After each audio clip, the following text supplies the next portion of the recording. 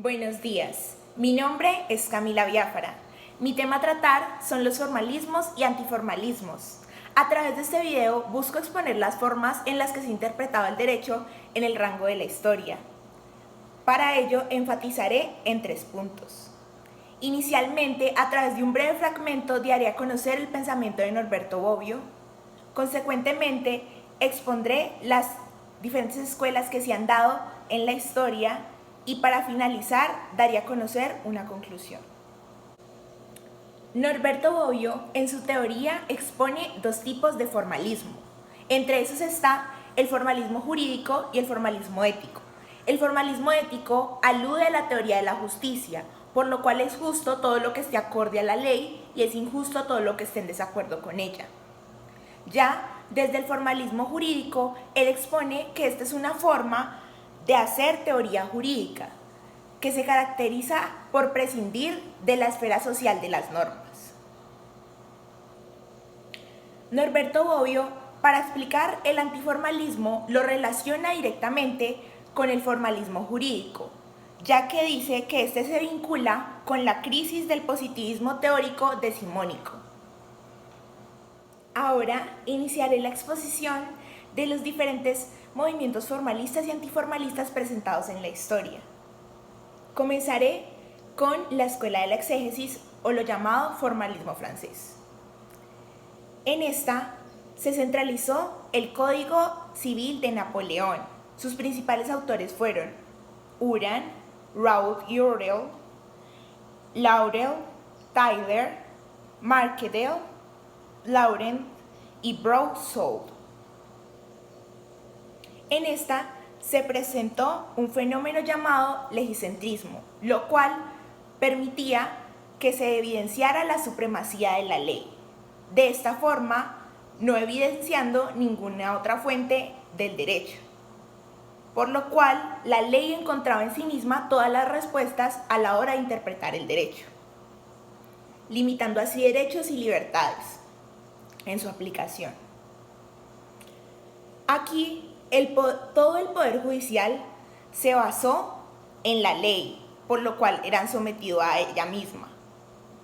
Así, el juez debía simplemente actuar acorde al espíritu del legislador, volviéndose así el legislador el mayor intérprete o protagonista de este movimiento. De un lado encontramos el antiformalismo francés o lo llamado escuela científica. En esta sobresalieron autores tales como Tyler, Pliano, Douay y claramente Jenny, quien fue su mayor exponente. Él, a través de su libro Métodos de interpretación y fuentes del derecho privado, expone 2 tesis que fueron fundamentales para el desarrollo de este movimiento. La primera tesis habla sobre una crítica a la escuela de la exégesis, ya que considera que los elementos puramente formales son insuficientes para llegar a los objetivos de la vida jurídica. La segunda tesis habla de la reestructuración de los métodos utilizados en el derecho a la hora de la interpretación, por lo cual él dice que se debía ampliar las fuentes utilizadas en el derecho y trae a colación 3 más de ellas, la cual es la costumbre jurídica, la jurisprudencia y la teoría o doctrina. Jenny también destaca la labor del juez, dando así un cambio radical a lo que se había expuesto en la escuela de la exégesis, ya que para él, el juez debía indagar a partir de los datos que le proporcionaban las ciencias sociales. Para explicar esto, él decide hacer otra tesis llamada la libre investigación científica. En esta, él menciona que el juez debe utilizar 2 herramientas fundamentales para desarrollar ello, las cuales son el dato y lo construido.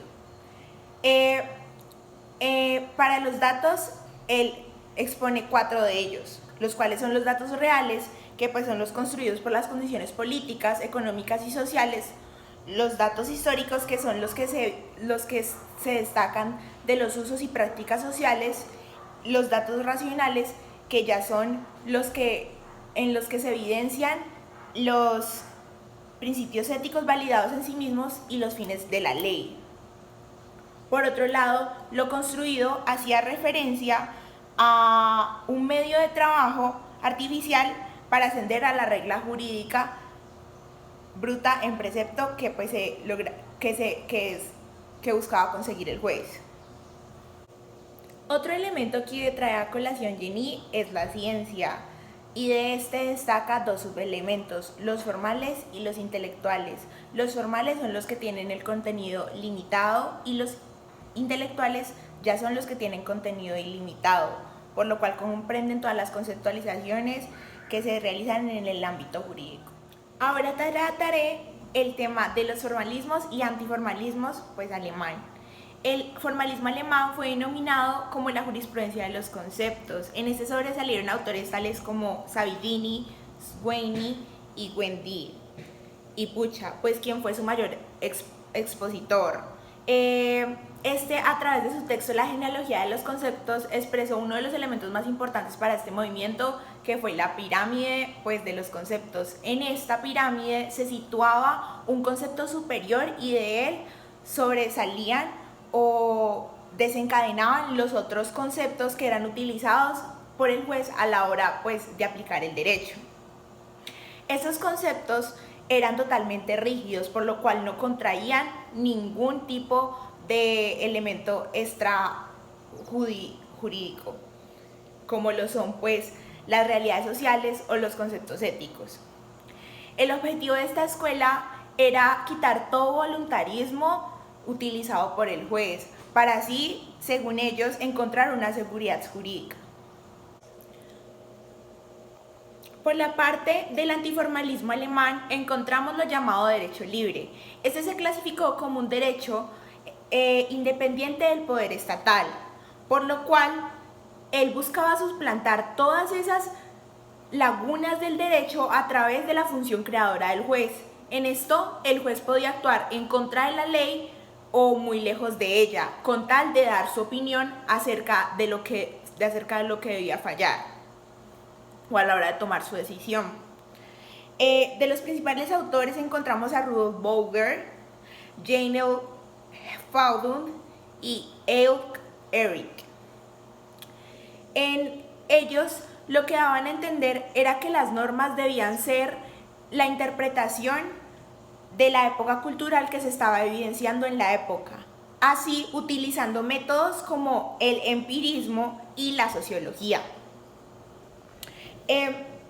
Lo único que limitaba al juez en este movimiento era la ciencia jurídica. La ciencia jurídica desde dos partes, desde la prescriptiva y la descriptiva. La prescriptiva era conocida como las fuentes del derecho, como las que se utilizaban pues, en ese método. Y la descriptiva hacía más referencia al conocimiento que se tenía del derecho. El formalismo y antiformalismo estadounidense. El formalismo estadounidense se conoció como el case método, formulado por Christopher Columbus. En este se dio a conocer el estudio de los casos, por lo cual se le extraían los principios y doctrinas utilizados en cada caso para que así el precedente y no la realidad fuera utilizado para aplicarla en otros casos similares. Aquí, en este movimiento, se presentó algo muy diferente a los formalismos anteriormente explicados, ya que este contenía parte del derecho natural, solamente que desde el ámbito estatal y la división de los poderes.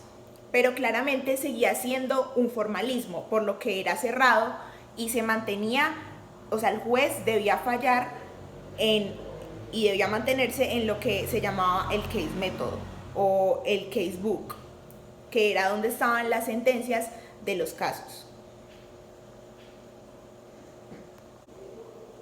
Por lo contrario, encontramos el antiformalismo estadounidense. Este desencadenó lo llamado realismo estadounidense. Aquí los principales autores fueron Keel Lower y J. Frank. Junto a Holmes en este movimiento desarrolló lo llamado votos de disidencia o salvamento de voto, conocido actualmente de esa forma. Esta escuela se basó en los hechos sociales y en las realidades tangibles, debido a que el derecho debía ser móvil con la sociedad. Eso era lo que planteaban estos autores. Así abandonando lo que ya estaba preconstruido en el derecho y pasando la norma como secundaria. Una de las críticas más importantes en este movimiento fue la crisis Legal Students, que se desarrolló por muchos profesores de universidades muy representativas como Harvard y Yale. Ellos aquí hacían una crítica acerca de cómo el derecho se estudiaba en la sociedad. Finalizando, con todos estos movimientos formalistas y antiformalistas, deseo dar a conocer una conclusión. Concluiré este video trayendo a colación cómo todos estos movimientos y escuelas han generado y han producido lo que es el derecho hoy en día. Desde cosas tan simples como la fuerza estatal que le dieron, como la ampliación que han generado en él. Desde las fuentes del derecho, desde la ponderación y desde la subsución y otras herramientas fundamentales que ha utilizado la hermenéutica para dar a conocer el derecho de una forma más amplia, así contribuyendo en gran manera para el desarrollo de la vida jurídica y la aplicación del derecho en nuestros días.